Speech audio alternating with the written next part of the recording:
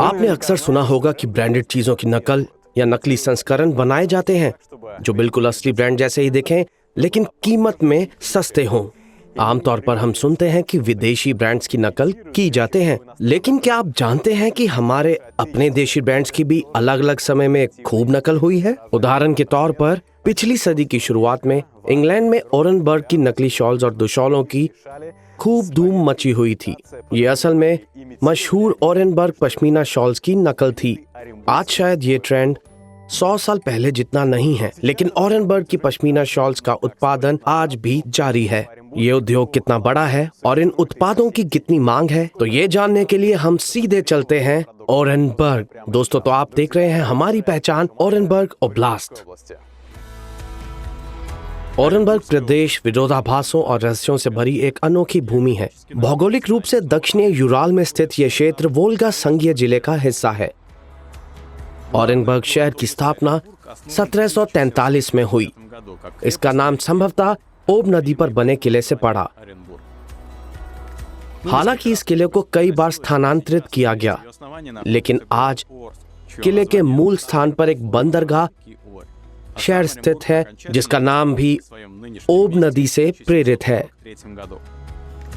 इस क्षेत्र की अर्थव्यवस्था में ईंधन उद्योग, लौह व अलौह धातु कर्म, रासायनिक, पेट्रो रासायनिक और खाद्य प्रसंस्करण उद्योग प्रमुख हैं। इन सब के बीच ओरेनबर्ग की सबसे प्रसिद्ध पहचान यहाँ की पारंपरिक पश्मीना शॉल है।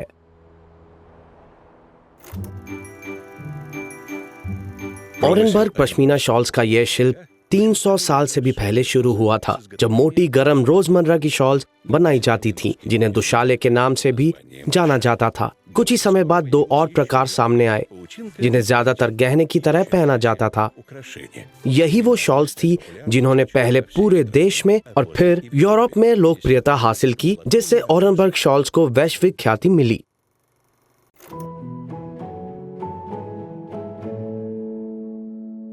स्पष्ट है कितना प्रसिद्ध और गीतों में गाया जाने वाला और यूं कहें तो इस पसंदीदा ब्रांड का अपना संग्रहालय होना चाहिए। और ये रहा ओरेनबर्ग पश्मीना शॉल संग्रहालय। यहीं से हम आपको इस सांस्कृतिक विरासत की कहानी से रूबरू कराएंगे आज। और ये कहानी शुरू होती है बकरियों से। संग्रहालय की निदेशक गालिया अब्सलायमोवा बताती हैं कि सिर्फ यहाँ की स्थानीय बकरियों के नरम रोए से ही पश्म मिलता था, जो इस इलाके की भीषण सर्दियों से बेहतरीन सुरक्षा देता था। यह कश्मीरी नस्ल की बकरियां हैं। किंवदंती के अनुसार मानो वे तिब्बत के इन विशाल रास्तों को पार करके यहाँ दक्षिणी यूराल तक पहुँची थी। हमारे यहाँ गर्मियों में भीषण गर्मी और सर्दियों में कड़ाके की ठंड पड़ती है। इस जलवायु के कारण इनके बालों में यह अद्भुत नरम रोए विकसित हुए। जितना बारीक रोआ उतनी कम गर्मी का निकलना। हाँ, यह हवा के अंदर और बाहर जाने की प्रक्रिया को रोकता है। इसीलिए जब हम बकरी के इस रोए से बनाए उत्पादों को ओढ़ते हैं तो यह थर्मस की तरह हमारी शरीर की गर्मी को संरक्षित करता है। पहले ये शॉल पुरुष पहनते थे, अब आप खुद महसूस करेंगे। यह बड़ा शॉल देखिए। अगर आप खुद को घोड़े पर बैठे हुए कल्पना करें तो हाँ, आप अपने ऊपर टोपी भी पहन सकते हैं। आपका सीना गर्म रहेगा और पीठ भी पूरी तरह से गर्म रहेगी। और यही कारण था कि उन्हें भारी कोट पहनने की जरूरत नहीं पड़ती थी, यानी वे हल्के कपड़े पहनकर भी घुड़सवारी कर सकते थे और इस वजह से उनके शरीर की गति भी बाधित नहीं होती थी। मुझे पसंद है कि मेरी गर्दन गर्म रहे, इसलिए मैं इसे खुशी खुशी पहनता अगर ये फैशन में होता तो। ठीक है, चलो इसे वापस फैशन में लाते हैं। फैशन हो या ना हो, लेकिन ओरेनबर्ग पश्मीना शॉल में लोगों की दिलचस्पी आज भी कायम है। इसे विशेष रूप से पुनर्जीवित करने की जरूरत नहीं है। हमारे शहर में देश विदेश से आने वाले पर्यटक हमसे अक्सर पूछते हैं, असली ओरेनबर्ग पश्मीना शॉल की पहचान क्या है? जवाब है, यह एक अंगूठी के अंदर से भी आसानी से गुजर जानी चाहिए। देखिए। क्या मैं कोशिश कर सकता हूँ? वाह, बिल्कुल आसानी से निकल गई। और यहाँ कितनी, अरे वाह, बिल्कुल उतनी ही जगह है। हाँ बिल्कुल। दूसरी शॉल भी आराम से यहाँ से आ सकती है। हालांकि अंगूठी से गुजर जाने की क्षमता शॉल की प्रामाणिकता नहीं तय करती।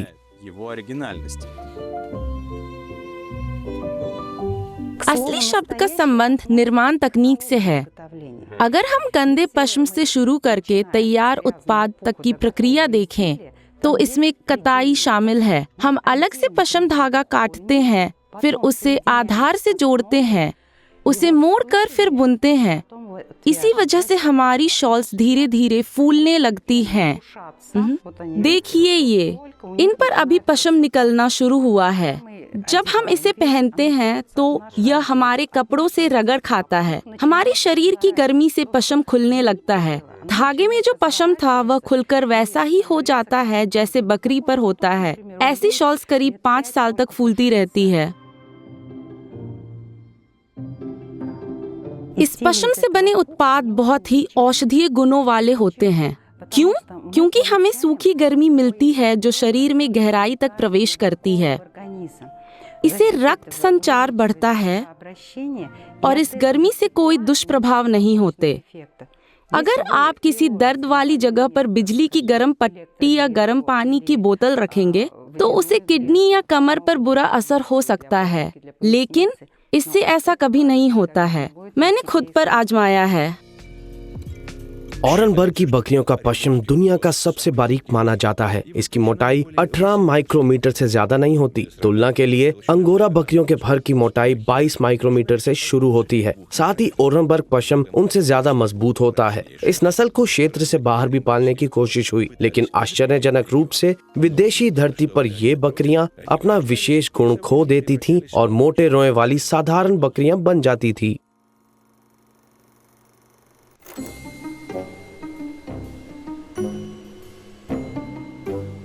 जब हम इस डॉक्यूमेंट्री की शूटिंग के लिए निकले थे तो हम खुद कुछ बेहद पारंपरिक देखना चाहते थे। हमारी कल्पना थी कि शायद ओरेनबर्ग के किसी दूर दराज के गांव में दादी नानी जैसे कारीगर महिलाएं आज भी वैसे ही शॉल्स बुन रही होंगी जैसा उनकी पूर्वज महिलाएं 100 साल पहले बुनती थी। और अब दोस्तों, हम पहुंच चुके हैं ऐसे ही नेजिंका गांव में। यहाँ स्थित है ओरेनबर्ग पुकोविन्सी सहकारी समिति। अब हम आपके साथ जानेंगे कि यहाँ का उत्पादन कितना प्रामाणिक है। हम खुद इन बकरियों को पालते हैं और अपनी नस्ल विकसित करते हैं। हम ऊन मूल ओरेनबर्ग बकरियों को संरक्षित रखते हैं जिनका ऊन अद्वितीय है। हम इन बकरियों को पूरे साल खिलाते पिलाते हैं ताकि साल में एक बार फरवरी के अंत में या मार्च की शुरुआत में उनसे 300 ग्राम ऊन प्राप्त किया जा सके। 300 ग्राम ऊन एक बकरी से यह लगभग 2 शॉल के लिए पर्याप्त होता है। कल्पना कीजिए, यही बकरी की पूरी कमाई है। आगे की प्रक्रिया पूरी तरह से हमारे नियंत्रण में होती है। ऊन की सफाई, उसका प्रसंस्करण और अंततः ओरेनबर्ग की पारंपरिक पश्मीना शॉल की बुनाई। अल्बिना अब्साल्यामोवा सहकारी संस्था की अध्यक्ष का कहना है कि रूस में अब ऐसे पूर्ण चक्र वाले उत्पादन केंद्र नहीं बचे हैं और जो उत्पादन तकनीकें 100 या 200 साल पहले थी वो भी शायद ही संरक्षित हों।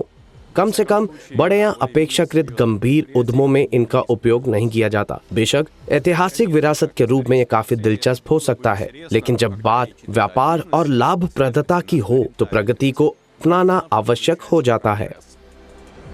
शाम को कर्मचारी काम से जाने के पहले फर को भिगोता है। इसे एक विशेष लिक्विड से भिगोया जाता है, फिर हर रेशों को हाथ से धोया जाता है। बस इसी तरीके से इसे साफ किया जा सकता है। धोने के बाद इसे हॉट एयर ड्रायर में रखा जाता है। इस मशीन में 2 कार्य होते हैं। पहला कार्य ऊन को सुखाना, दूसरा कार्य स्टीमिंग करना, ताकि यह सुनिश्चित हो कि शॉल पहनने के दौरान ना सिकुड़े या आकार ना बिगड़े। यह प्रक्रिया इसी ऑटोक्लेव मशीन में होती है। सफाई और सुखाने के बाद फर को कार्डिंग मशीन में ले जाया जाता है। यह है हमारी कार्डिंग मशीन। इसमें कई रोलर्स हैं। हर रोलर पर सुइयां लगी हैं। यहाँ फर को धीरे धीरे कंघी किया जाता है। ये मशीनें 1979 की हैं। हमें ये सूत मिल से मिली थी। हमने खुद इन्हें रिस्टोर किया। हमारी मशीन प्लांट वाले इनके पार्ट्स बनाते हैं। हम इन मशीनों की कदर करते हैं क्योंकि आजकल ऐसी मशीनें बनती ही नहीं। हाँ, अब यही पूरी तरह साफ, हवादार और तैयार हो चुका है। क्या अब ये पूरी तरह साफ और हल्का हो चुका है? हाँ, अब यही पूरी तरह साफ, हवादार और तैयार हो चुका है। ओरेनबर्ग शॉल आधिकारिक तौर पर बौद्धिक संपदा का एक अनूठा उदाहरण है, जिसे NMPT नाम और मूल स्थान का दर्जा प्राप्त है। इसका मतलब है कि हर उद्यम इस नाम से उत्पाद नहीं बना सकता। कम से कम इसके लिए उत्पादन ओरेनबर्ग क्षेत्र में ही होना चाहिए। आज केवल 3 उद्यमों को ये अधिकार प्राप्त है, जिनका गांव ओरेनबर्ग क्षेत्र का एकमात्र स्थान नहीं है जहां आज पश्मीना शॉल्स बनाई जाती हैं। इस क्षेत्र में विभिन्न स्तर की कई फैक्ट्रियां हैं। अब हम सबसे बड़ी फैक्ट्री में पहुंचे हैं, जहां हम समझने की कोशिश करेंगे कि यह उत्पादन कितना बड़ा है और सबसे महत्वपूर्ण, इसकी मांग कितनी है।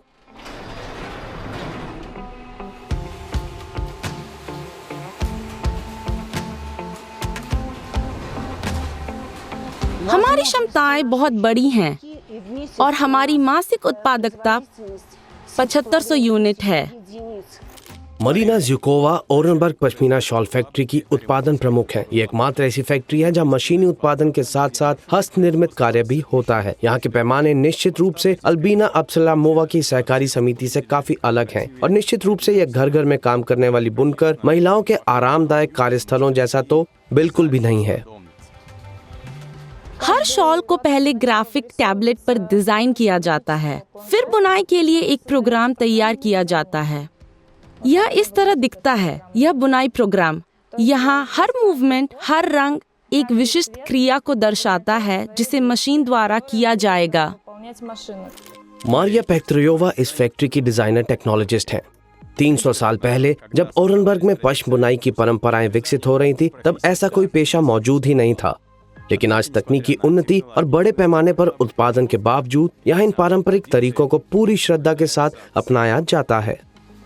संगीत में सिर्फ 7 स्वर होते हैं। ओरेनबर्ग पश्मीना शॉल में भी मूल तत्वों की संख्या लगभग इतनी ही है, 7 के आसपास। इन्हीं कुछ मूल तत्वों के आधार पर यह पूरी बड़ी कलात्मक रचना तैयार होती है। फिर हम एक कला विशेषज्ञ को भी आमंत्रित करते हैं ताकि वे इसकी कलात्मक मूल्यांकन कर सके। वे पुष्टि करते हैं, हाँ, यह वास्तव में ओरेनबर्ग पश्म बुनाई शिल्प के मानकों के अनुरूप है। यह पारंपरिक शैली में निर्मित है और तभी हम इसे वास्तविक उत्पादन के लिए भेजते हैं।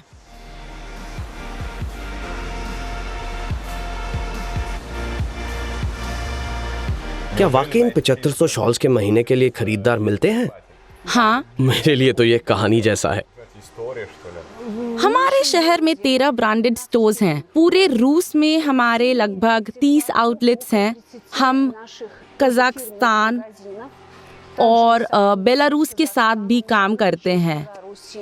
आज की फैशन प्रेमी महिलाओं को हमारे शॉल्स में दिलचस्पी है, क्योंकि हम न सिर्फ अपनी दादी नानियों की परंपराओं को जीवित रख रहे हैं, बल्कि आधुनिक डिजाइन्स और समकालीन कलेक्शन में नयापन भी ला रहे हैं। यह मांग में है।